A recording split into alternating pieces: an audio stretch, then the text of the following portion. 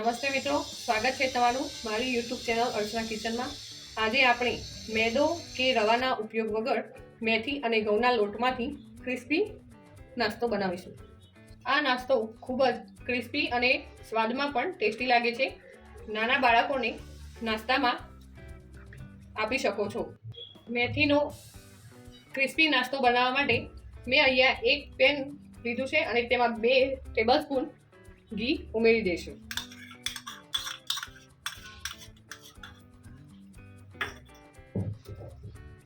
ઘી થોડું ગરમ થાય પછી તેની અંદર 1 વાડકી જેટલી મેથી ઉમેરી દઈશું, જે મેં ધોઈ અને તેને સાફ કરી દીધી છે।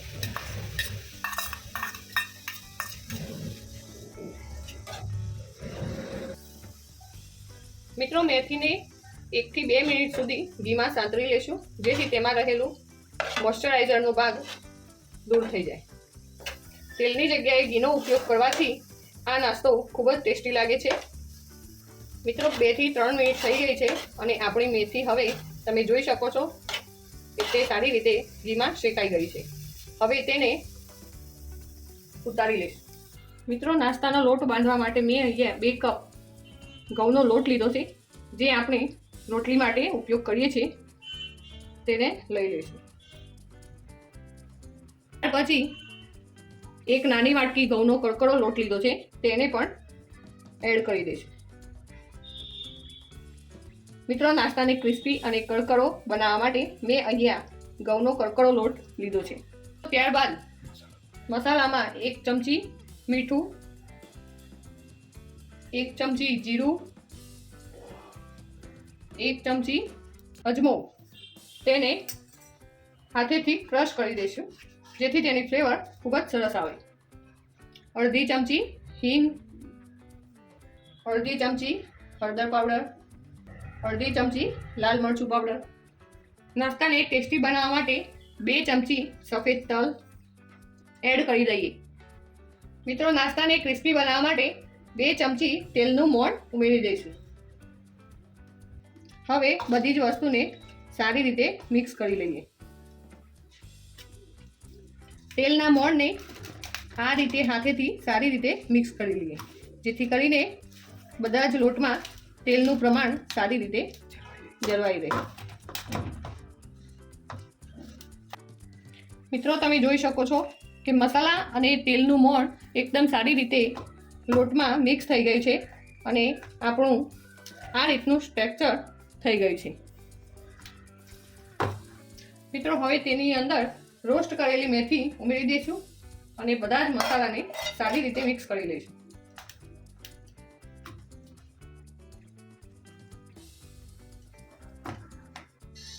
મિત્રો, હવે બધા જ મસાલાને સારી રીતે મિક્સ કરી લઈશું। મિત્રો, લોટ બાંધવા માટે મેં અહીંયા ગરમ હુંફાળું પાણી લીધું છે, જે આપણે આ મિક્સરની અંદર થોડું થોડું ઉમેરતા જઈશું અને કઠણ લોટ બાંધતા જઈશું।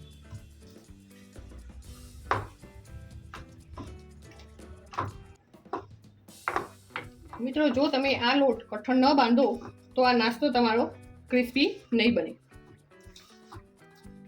મિત્રો, લોટ બાંધતી વખતે એક વાતનું ખાસ ધ્યાન રાખવું કે તેમાં એક સાથે બધું જ પાણી એડ કરી દેવાનું નથી।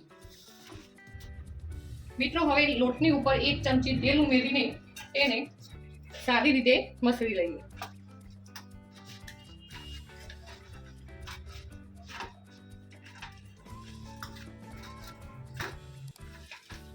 લોટની મસળવાથી નાસ્તો એકદમ ક્રન્ચી બને છે।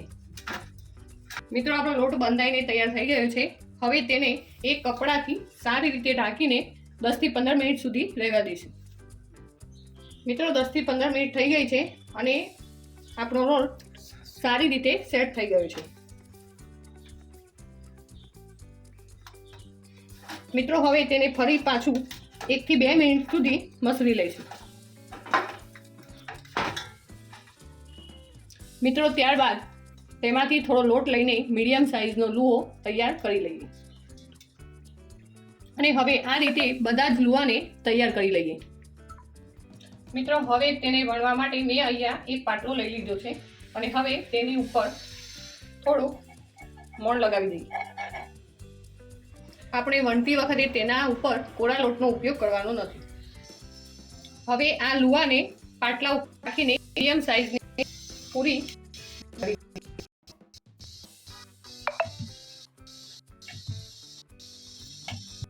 મિત્રો મેં અહીં પૂરી વણી છે અને હવે ઠીક કરવા માટે એક વાટકીનો ઉપયોગ કર્યો છે. તમે કાટલાનો ઉપયોગ કરી શકો.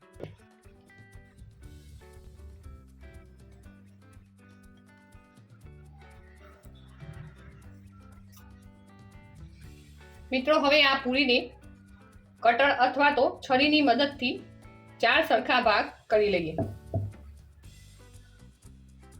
મિત્રો તમે તમારી ઈચ્છા મુજબ કોઈ પણ શેપ આપી શકો છો. અને હવે તે તળતી વખતે ફૂલે નહીં તેના માટે મેં અહીંયા કાંટાવાળી ચમચીથી તેના ઉપર કાણા પાડી દીધા છે, જેથી કરીને તે ફૂલે નહીં. તો મિત્રો તમે જોઈ શકો છો કે આપણા સરસ ટ્રાયંગલ શેપ તૈયાર થઈ ગયા છે.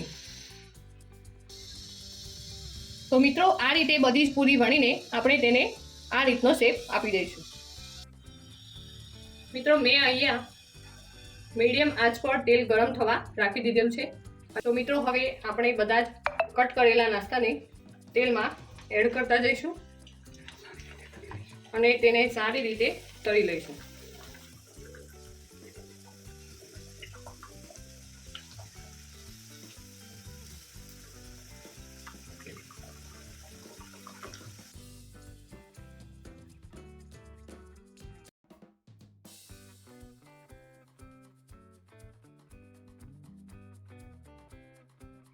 મિત્રો મીડિયમ ગેસ ઉપર આપણો નાસ્તો ક્રિસ્પી થાય ત્યાં સુધી તળી લઈએ.